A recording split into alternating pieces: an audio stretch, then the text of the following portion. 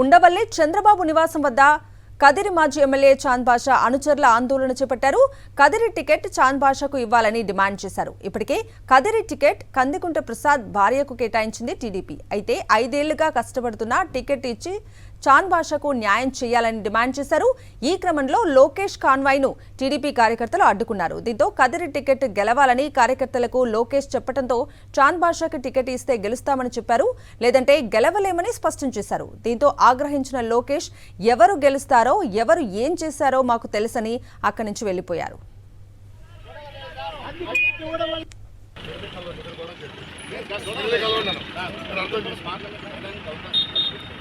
మేము అన్ని చూసుకుంటాం. మీరు ఇలా వచ్చారు, మీరు ఇలా గెలవాలన్న సీట్ నాకు తెలుసులే. ఎవరిలో పనిచేశారు ఏంటనేది బాబు గారు అన్ని కనుక్కొని చేశారు. మీరు ఫీల్డ్కి వెళ్ళండి, దయచేసి ఫీల్డ్కి వెళ్ళి పని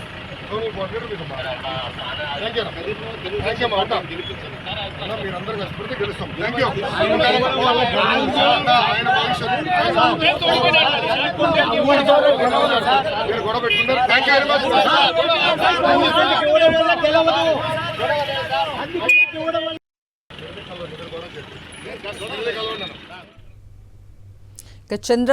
ఉండవల్లిలోని చంద్రబాబు నివాసం వద్ద కదిరి మాజీ ఎమ్మెల్యే చాంద్ బాషా అనుచరులు ఆందోళన చేపట్టారు. దీనికి సంబంధించిన పూర్తి అప్డేట్స్ ని మా ప్రతినిధి సురేందర్ అడిగి తెలుసుకుందాం. సురేంద్ర,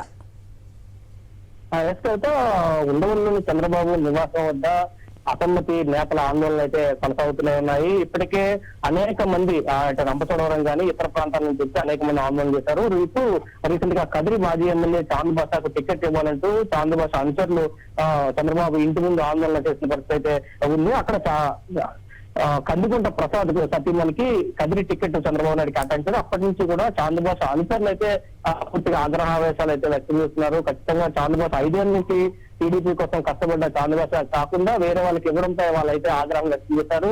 ఈ రోజు ఉండవల్లిలోని చంద్రబాబు ఇంటిని అయితే వాళ్ళంతా ముట్టడించి ఖచ్చితంగా టికెట్ ఇవ్వాలంటూ ఆందోళన చేసిన పరిస్థితి. ఒకవేళ కదిరి టికెట్ కాకపోతే హిందూపురం ఎంపీ టికెట్ అని ఇవ్వాలంటూ వాళ్ళు ఆందోళన చేశారు. అదే సందర్భంలో ఆందోళన జరుగుతున్న సమయంలోనే లోకేష్ కాన్వాయ్ అటువైపు వచ్చింది. లోకేష్ కాన్వాయ్ని కూడా అడ్డుకున్నారు. ఖచ్చితంగా టికెట్ ఇవ్వాలంటూ వాళ్ళంతా నిలదించిన పరిస్థితి.